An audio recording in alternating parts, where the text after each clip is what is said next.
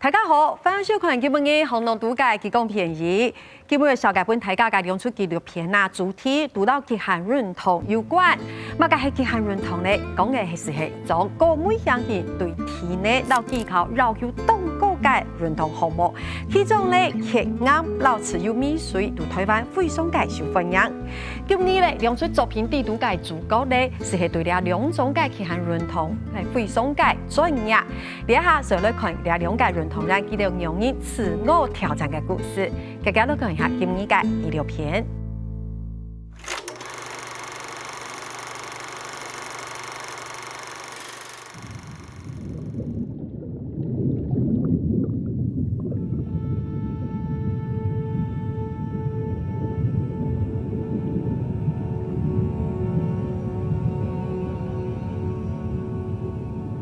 自由潜水的比赛，它其实是会让你就是要回到你自己的内心。人鱼下去的话，是融入水里，成为海的一部分。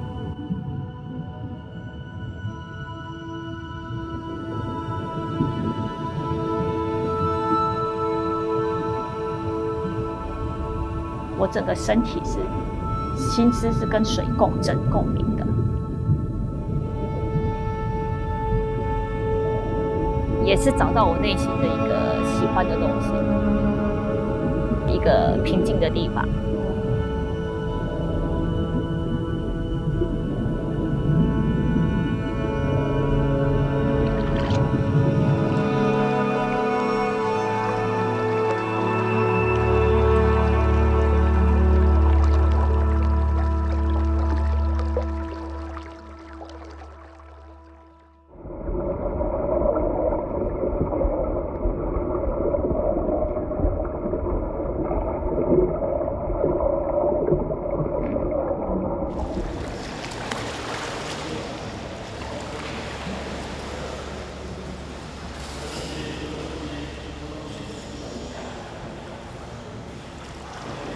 我会说我在表演的时候是人鱼，比赛的时候我是海妖，完全的沉浸在我自己的一个世界里面。那时候我不会去关心周遭的东西，因为他想要去释放他的能量。5, 4, 3, 2, 1. Official count +1, 2, 3, 4, 5, 6, 7, 8, 9, 10. 从小就是对水有兴趣，突然遇到这种自由潜水，还有人鱼这种东西，你怎么去控制你的肌肉，去控制你的整个在水里的运动？我觉得，这个更符合我喜欢的东西。所以毅然决然在那时候就开始就玩自由潜水。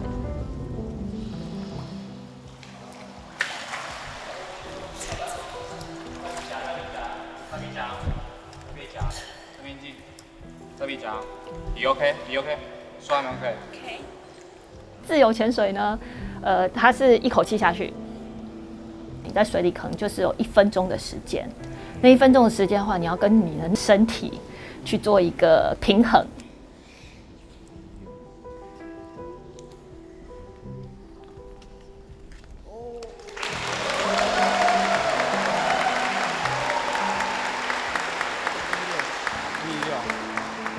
台湾女子纪录本来是她的101米，现在变116米，然后这次突破了到116米，那也是她个人纪录，也是目前的国家纪录。116米应该世界算排得上名的。那时候认识的时候，就她就一直在旁边玩人鱼，然后我们一直在很认真的自潜。那时候其实在台湾学自潜的没有像现在这么多。台湾也没有什么在玩人鱼，所以他就自己一个人在那边弄来弄去的。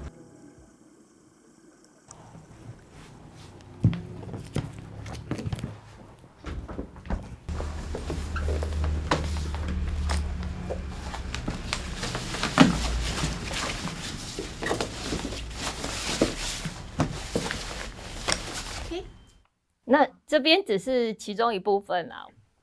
这种的话应该有10条，这个的话应该有3条。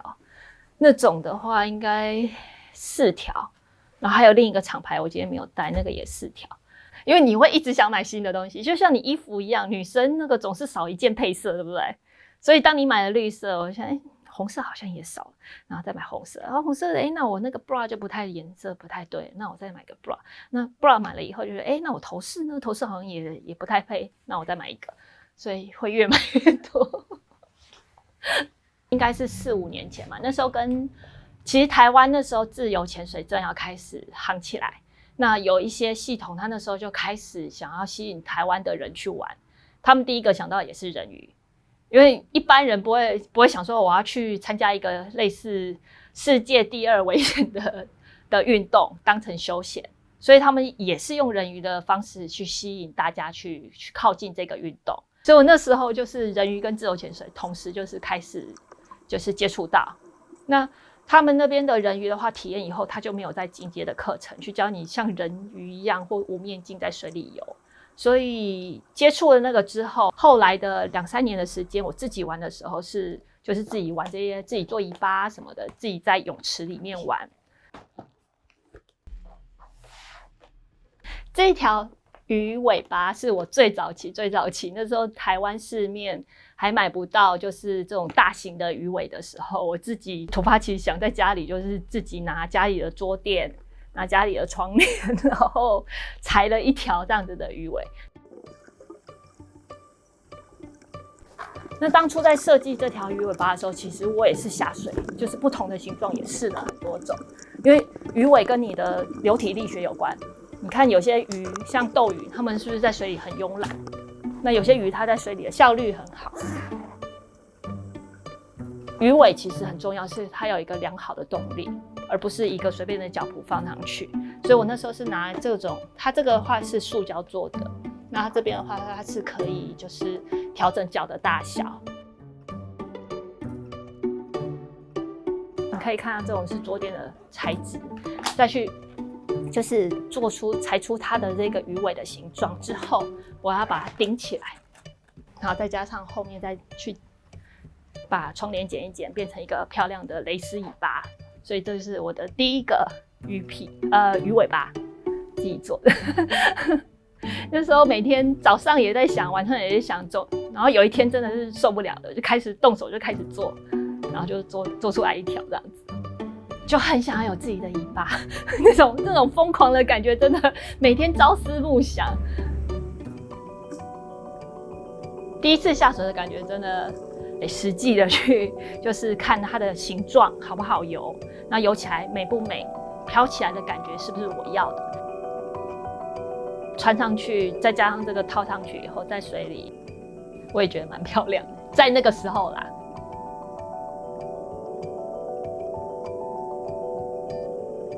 哦，那个在水里甩起来那个感觉，觉得自己好美，好像就是回到就是鱼的状态了，有了自己的尾巴了，我尾巴总算回来了。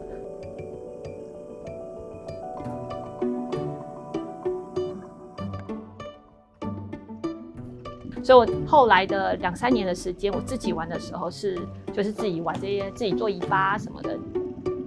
还没有正式的人鱼的课程进来，我就自己在水里这样子玩。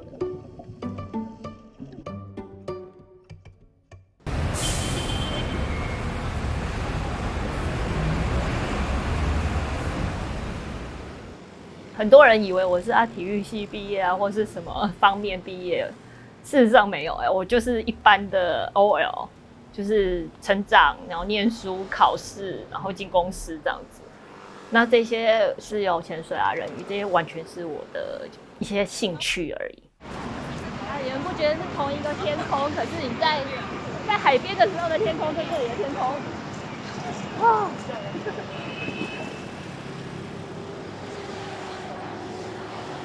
我是超容易紧张的人，就是会紧张，然后会想很多。对，我平常的个性就是这样，高明者。气场相同的人，我会觉得很舒服。可是如果不同的人，我就会被影响到，其实很累。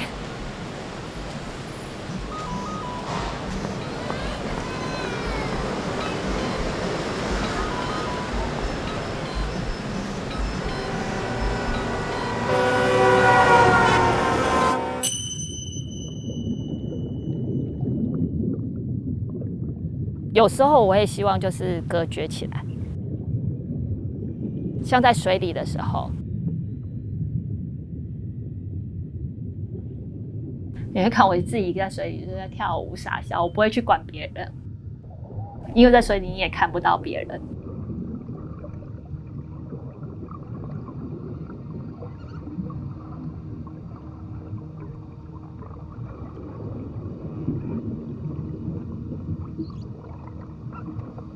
我爸很喜欢游泳，他到我大学的时候，每天早上还去晨泳，晨泳了10几年。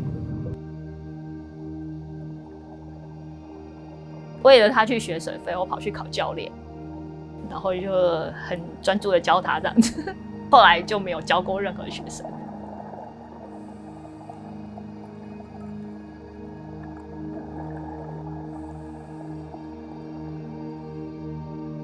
2、3岁的时候，像一般现在成人的那个泳池有没有？我爸就带我去那种成人，不是那种娃娃池，我脚也碰不到地，我就自己在水里就开始玩起来。你不会感到害怕，因为就是爸爸陪着你。我喜欢把气吐光，然后沉到那个泳池底下，然后从下面往上看，那个阳光这样子洒进来，然后你就会看那个水波纹。然后水里又很安静，你那个声音是特别模糊朦胧的，然后你就会听到自己的那个心跳，感受到自己的感觉。我后来在自由潜水在比赛的时候，在水里我也是眼睛张开，然后看着那个水底那个波纹，会让我整个心境就是静下来。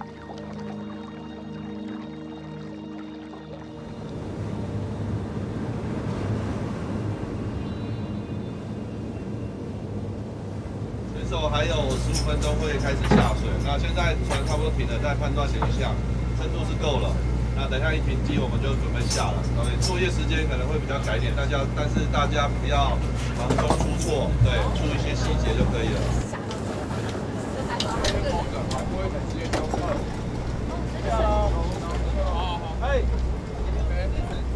当你开始真正竞赛的时候，你才知道说你缺少是什么。那马基的部分就是他比赛之后他就很投入，他就很 enjoy 这件事情。本来他的成绩都是在泳池的部分他成绩非常的好，深度赛这次也算是他第一次。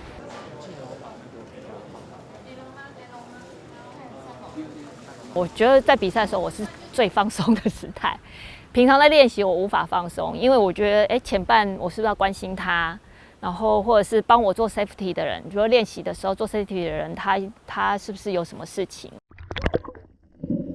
可一旦下了水，我就是把我的生命交给我的 safety， 完全放下所有害怕的状态。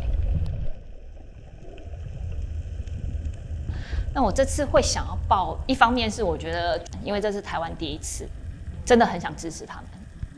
然后还有一个是我个人的因素的话，是觉得我年纪也其实不小，这种深潜的真的很耗体力，比平潜的还要累，然后还有那些技巧的学习。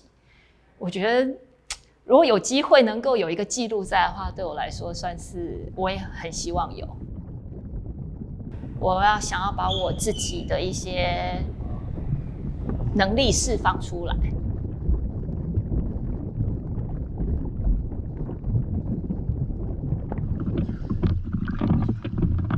这次比赛的主要的这个装置呢，其实是5个浮球，那左右两边是最橘色的浮球，一个是所谓的比赛区，然后我们底部有一个圆盘，上面有我们所谓的就是标签 tag。那选手呢，必须在我们有一个宣告的时间，他要进入到那个比赛区域，然后他必须到那边摘了那个标签回来，表示他到达了。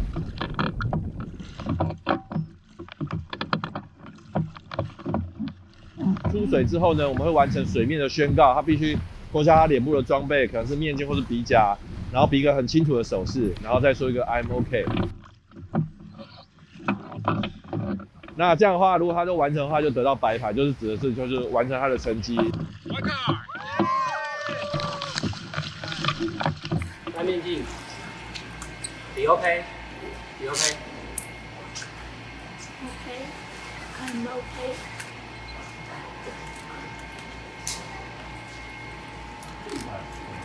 我2次。破纪录很可惜。手势跟嘴巴一起讲，那这就是不对的。如果这3个步骤呢有一点瑕疵，或是同时的做了一些的同步的动作，其实都是红牌。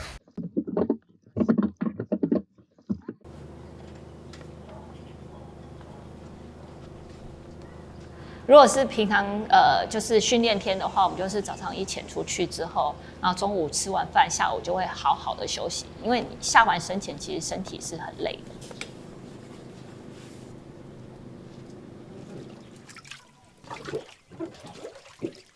很多选手几乎都是教练，这个月他就不接学生，他专心练习。今天是我的休息天，然后等一下可能会就是打开电脑做一下工作，因为我有些东西是还是没有办法交接，我还是得处理。对啊，工作带到这里来真的是，就是上班的马基要出现，跟我平常练习的人鱼或海妖的就要分开，就要转回来。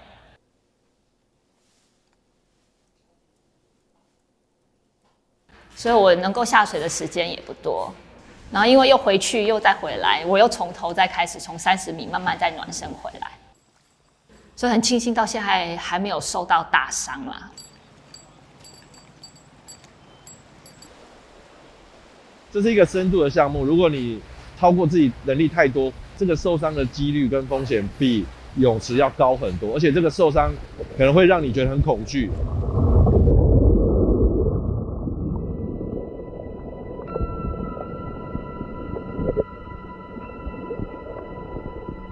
水毕竟是对我们不友善的环境。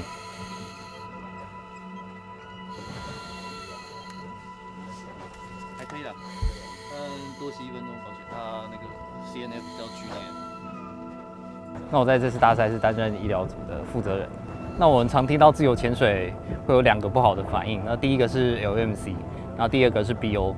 然后 LMC 它字面就是失去肌肉的控制，又叫做森巴，因为它在发作的时候很像在跳森巴舞这样，全身抖抖抖。呼吸，马吉呼吸，马吉呼吸，大口吸，吸，再呼吸，再鼻夹，鼻夹，面镜，面镜。Safety。呼吸，呼吸，马吉继续呼吸，没关系，继续呼吸。你脑部缺氧到一定程度以后，脑部会开始不正常放电。所以原理上会有点像所谓的羊癫疯，身体会出现肌肉不正常的抽搐。那 BO 其实就是更严重的缺氧，你脑部为了自我保护，所以直接啪关机。那这时候你就是失去意识。那这是非常严重的缺氧性。其实，在他脑部关机的那一刻开始，就是在倒数了。脑部其实在缺氧4分钟以后，你的脑细胞就会开始死亡，所以 BO 在处置上是非常有急迫性的。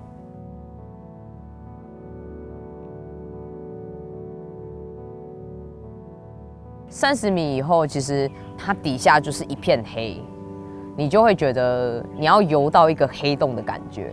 然后你会觉得里面是什么东西，会不会突然跑出什么东西，你不知道。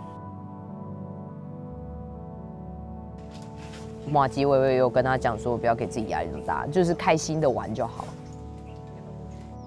他可能在比赛当天那种压力重重的那种重压下，那他就有可能会BO 啊，或者是会有其他的危险性发生这样子。也会害怕回不来。班听到女儿说要去下个30-40米，他一定先反对。可是我爸是，反正你都要去了，他也不会再阻止你。那他就会用一个恭喜的方式跟人说啊，恭喜哦，那注意安全，一句话这样子。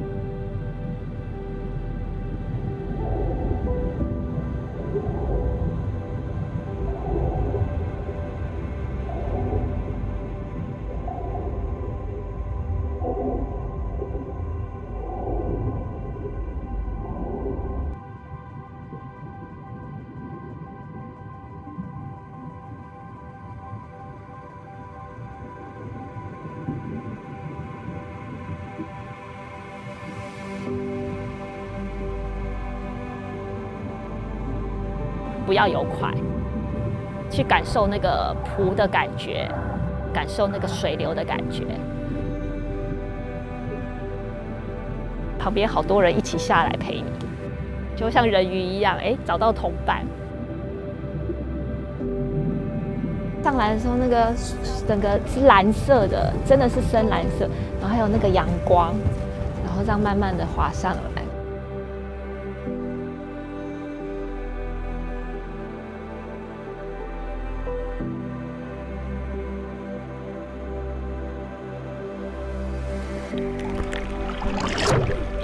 呼吸，呼吸。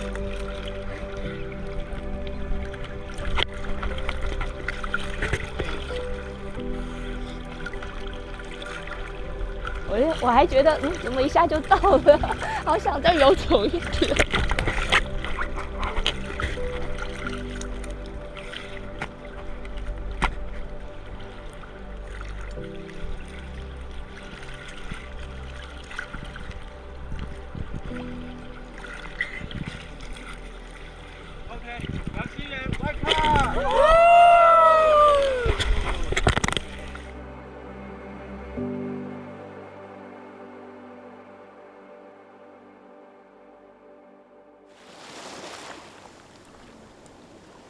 我在比赛的时候反而是最放松的时态，整个回到那种小时候很快乐在水里的感觉，很棒。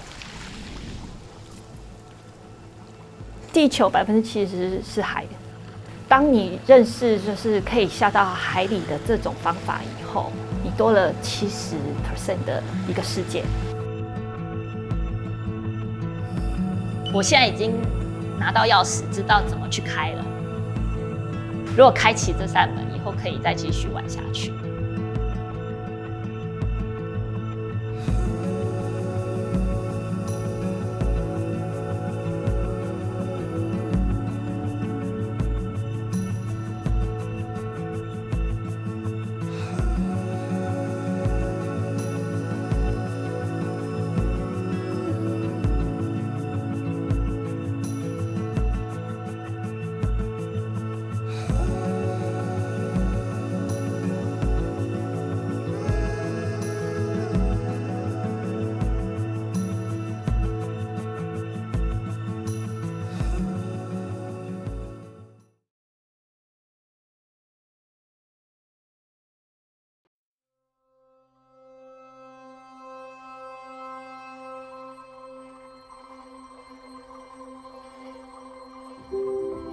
中华队唯一的攀岩选手李红莹，正为了明年的奥运门票全力备战中。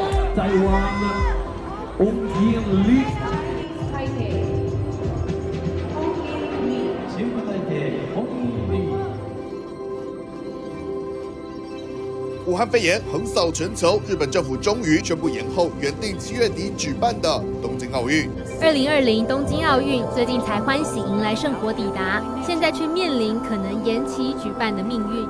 每一个选手的心情他们都真的是确实处在不安不确定的焦虑状态，都已经要攻顶了，为什么还要再等1年的时间？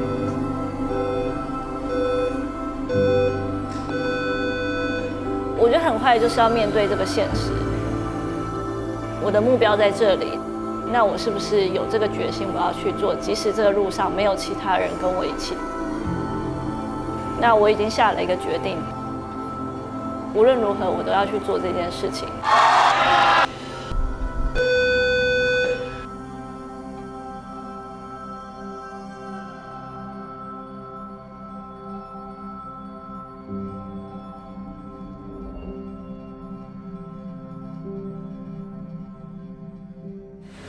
好的 ，Hello。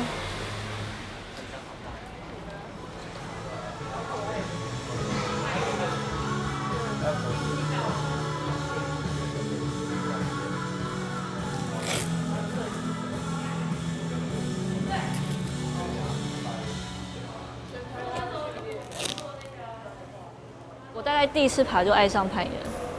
我记得那时候是在福和桥下。我第1次爬，真的是永远记得第1次爬。在我去接触这件事情之前，就是攀岩嘛，不过就是爬而已。我真的觉得哦，好简单哦。那在爬了之后发现，哦，你原来只是3点不动1点动而已，这么难。但是很享受在每一步都很战战兢兢的去移动自己的身体，然后最后身体竭尽所能，没力了。然后完成这一条路线的感觉。对，我们平时都是一起训练。醒醒好吗？我眼睛本来就斜。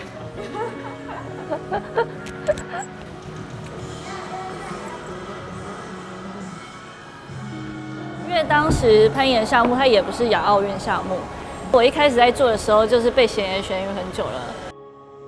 你就算拿到世界冠军又怎么样？他也养不活你这件事情。就是做这样有比较好嘛，然后会觉得啊，太过于有企图心，可能女生这样不好之类的一些男人的刻板印象。后来是有一次参加了2006年参加了亚洲锦标赛，那时候我看到日韩的选手。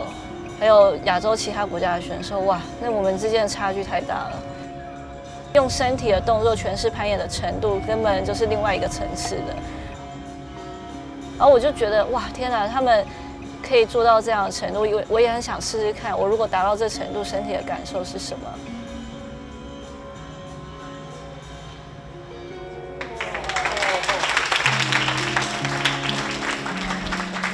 那时候我的想法真的是比较单纯，我就是想要去追求世界级的境界，就是一个没有想太多，也不能说我没有想太多，我也是有计划一步一步的去从事这件事情，但我也知道未来我可能不一定会赚很多钱，但是我对于这个境界的渴望是蛮强烈的，所以我觉得我愿意付出这样的时间。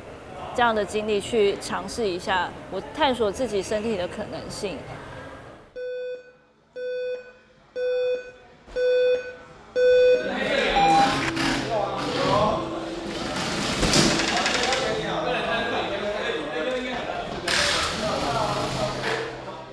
我觉得定线很像画画。刚开始定线的时候，你有可能会你会有一大片岩墙。然后会有白纸，就像白纸一样。然后你要帮这个岩墙去点缀一些动作，颜色。对，就有可能别人不知道你在干什么，可是你定完之后，他可以从你的攀爬的动作跟想法去得到一些技巧啊、技术啊，甚至一些情绪。就有可能爬起来很生气啊，对，类似这样。回来啊，就会出来啊，拉不住了。台湾是一个沙漠吧，攀岩沙漠。我反过来看，我会觉得红营这部分还蛮坚持跟努力的。你当然不会想要一直出国比赛啊，当然如果台湾有比赛，或台湾可以训练，你当然会想要在自己的家乡训练。就是除了今年疫情以外，就疫情还蛮令人害怕的。疫情以外，我们固定有可能1年或半年都会去日本啊，或者泰国、西班牙啊，或者是其他比较有名的攀岩场去攀爬，但是今年都消失。对。Ready?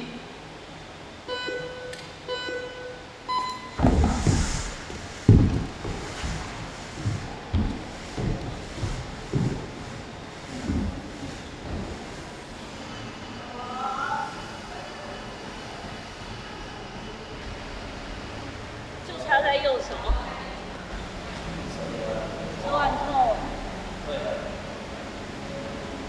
是痛啊，不会疼。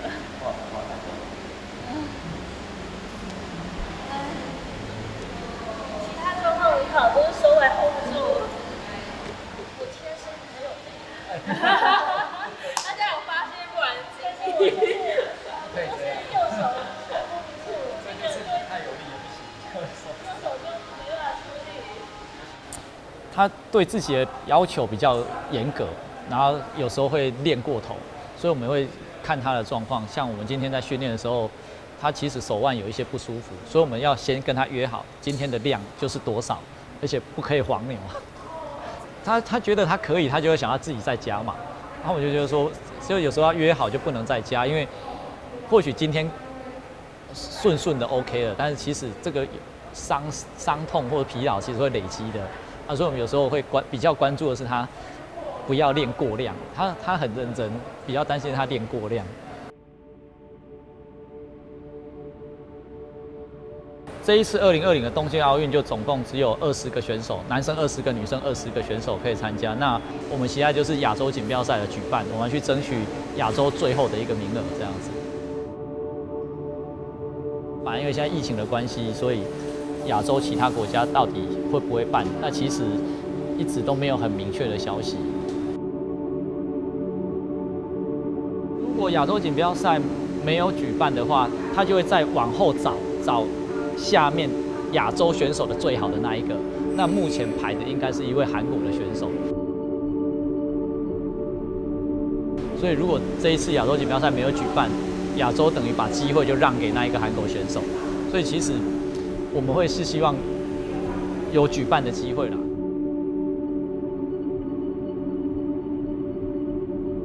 那我记得有一次亚运啊，当下短短几秒钟的压力其实是颇大的。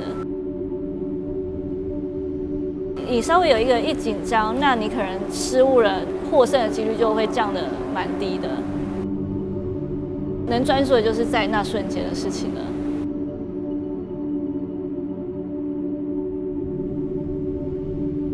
起拍的时候只听得到计时器的声音，裁判的喊口令的声音，再来出去了之后，没有任何的思考，就是到了终点。虽然那一场我输了，但是我是蛮满意自己，就是克服了心里的紧张，然后发挥出当下最好的能力。虽然我最后还是0.0几秒输掉了。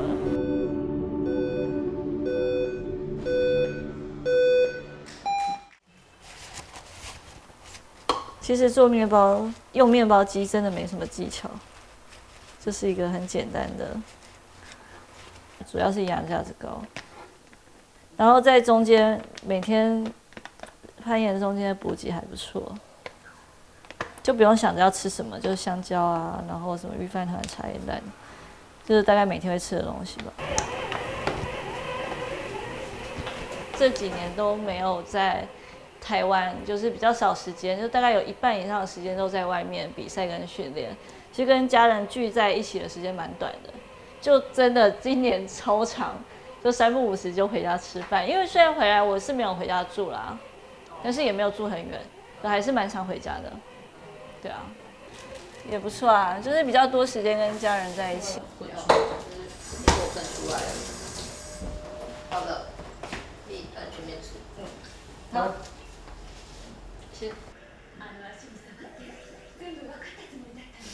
这很夸张哎！你看这种比例都不科学啊！对呀，你去看攀岩比赛，没有人脂肪含量那么高的，没有办法这么丰满。不过他们的景就跟去日本比赛是差不多是这个样子。真的。对，在隔离区的时候就会听他们的听到声音，然后就去揣测它是爬完了还是掉下来的，然后就会在思考他大概是得了多少哪几个这种几个。他其实上一集蛮有寓意的，就有一个人就一直在想别人就在想他爬的怎么样，结果自己就很紧张，然后自己就也没爬好，因为他的思绪在别人身上。所以在我们攀岩比赛的时候，常常也会这样。如果你太在意别人怎么样，你反而会自己没有办法集中精神专注在你当下的攀爬上。If you're just joining us, welcome to the live stream. We don't usually show the qualification round in these competitions. 模组化，就模组化的知识在不同的。对。然后比赛是现在最怕被影响，所以要就之前那个手肘还是肿的。我看。来，欢迎来这个脚。好，这一次好很慢，对不对？对，可能是我觉得我没有好好休息，然后强度练习量有上升，所以就好慢。你看哦，这样会不会痛？还好哎。这样还好。有一点。好，痛在哪里？痛在大概这个位置。好。那时候还痛后面呢。今天真的还蛮那个。那针灸可不可以？针灸应该可以吧？可以哦，我们今天就直接针灸好不好？好，针灸可以吧？黄颖其实是会怕针的。对啊，我很明显。好，我们用针灸把肌肉放松哦。好。好，你要不要唱个歌？哦，没有办法。好。酸哦。有没有很酸？这样酸哦。我们把它放松啊，就会轻松很多。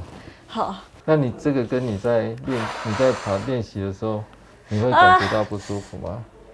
不会。不会哦。但是现在会。现在会是因为现在是针灸。好了。好。行。行哦。可以。其实我还想再扎一针。这边吗？这里。好。针灸的目的啊，就是要帮你。好酸啊！酸哦。超酸的。这样子呢？可以。好。你有吃早餐？有。怎么办？那这样又多一针了。啊。会好就好了，可以。会好就好。黄颖就是这样，会好就好了。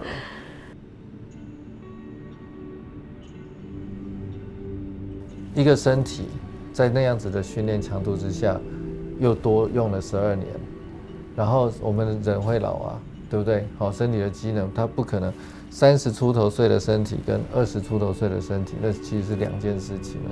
所以要用同样的机器，就是说，已经变得比较老的机器，但是要去做同样强度的事情，甚至他现在挑战的是奥运，那是更高强度的事情，所以他所需要付出的努力跟训练是比以前更多的。那这种情况之下，这台机器就是红颖的身体，跟以前比起来，它其实是更容易疲劳、更容易受伤的。奥运的话，演了1年，看起来就好了，好像演了1年，那个是对观众来讲演了1年，但是对这个运动员来讲，它其实影响非常的大。一旦我的目标设在奥运，那我就是要在这个运动员、这个选手在奥运比赛的这个时候，他的状况最好。那影响他的状况有什么？影响他的状况有年龄，有他的训练量，他受伤的位置是什么？他的严重度。然后要开刀不开刀，什么时候开刀，什么时候不开刀，然后这些所有的考量里面，全部都是接到他要在奥运的那1个月的时候，他是一个最好的状态。现在往后延1年，好，年纪大的人怎么办？我明年的我还可以这样子吗？那我如果我不能比赛怎么办？尤其是对这种年纪越大的运动员。其实是越不好的。4年就这么1刻，甚至那个1刻就是那10秒钟，那是你没有回头路，你就是这个时间到了，就是冲出去了。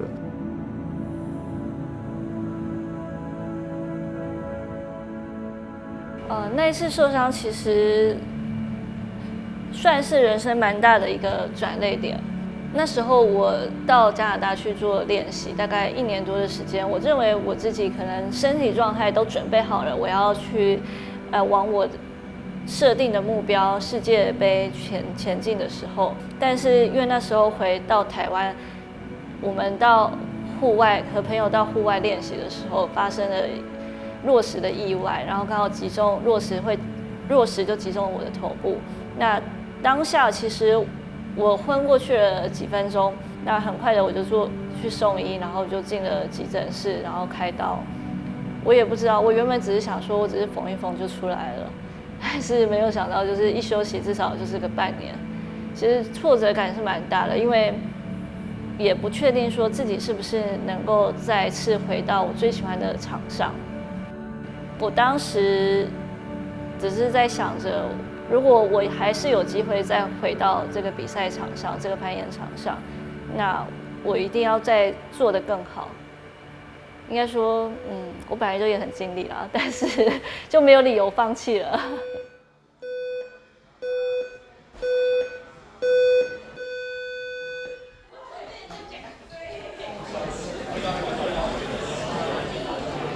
为你直播的是全国抱石锦标赛。那每一个选手都会有4分钟的攀爬时间，时间到就要下来。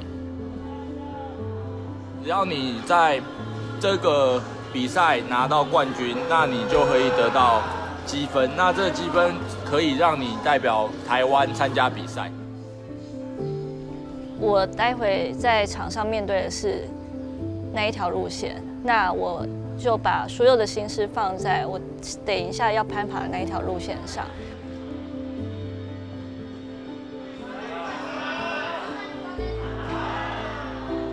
天花板这个大角度处了很久的时候，你的力量、你的体力是会耗尽的，是很快，它是消耗的非常快，因为它点也不是很大，然后你身体完全的是平行在天花板，所以要非常果决的去做一个身体的处理。有听说亚锦赛最新的发展？理论上呢，今天是最后一天的，就是昨天应该是最后一天，我们听到没有消息，所以我认为应该是取消了。那你会觉得对红来讲是一个很可惜的？当然觉得可惜啊，但是问题是，这个疫情是没有人愿意的。自己看。No further news should be cancelled. Sorry.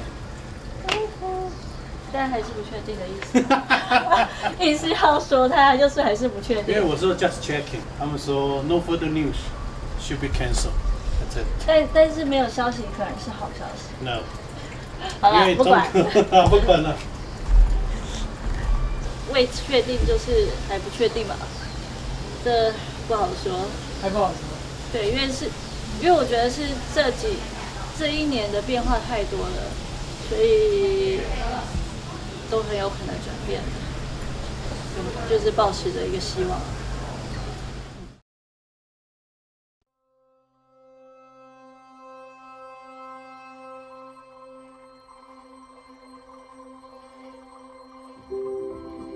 那就直接进来，左边是隔离区，直接进隔离区。来，直接进隔离区。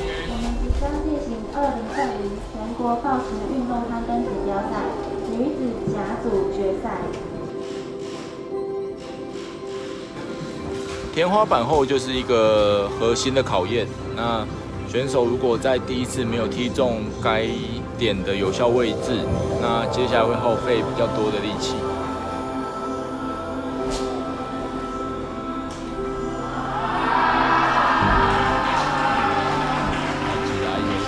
大胆的想法，很好，这个大胆想法不错，但是我们顶不化。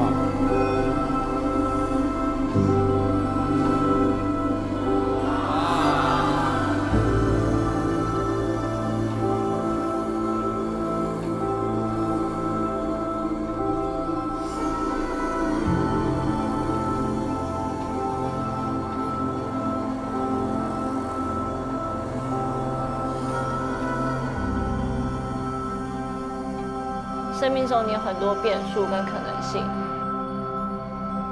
不应该有一个框架去框住它。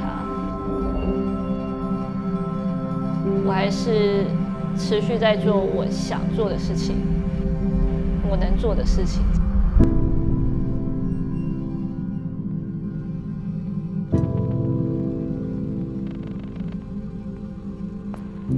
我们现在为你直播的是2020全国报时锦标赛女子甲组，现在出场的人是李红莹。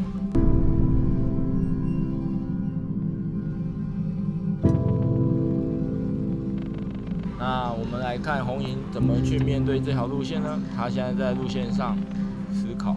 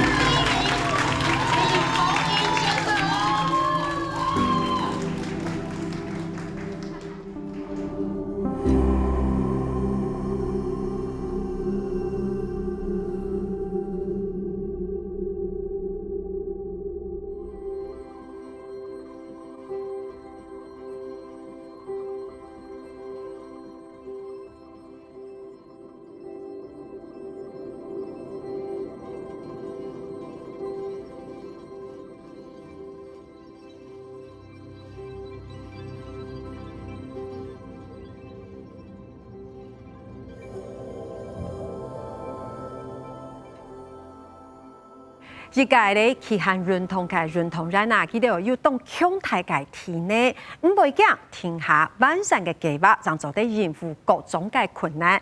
唔單止係安樣人，佢哋還會面對動態嘅風險，老經驗者一擺又一擺嘅挑戰。所以咧，呢咧本佢哋用熱烈嘅掌聲，因為佢哋嘅精神實在係本人都感動。安樣人讓做得鼓勵佢哋到台灣嘅期限運動嘅領域繼續向前。了解呢啲咁嘅紀錄片，紅龍獨家提供便宜，你下擺見。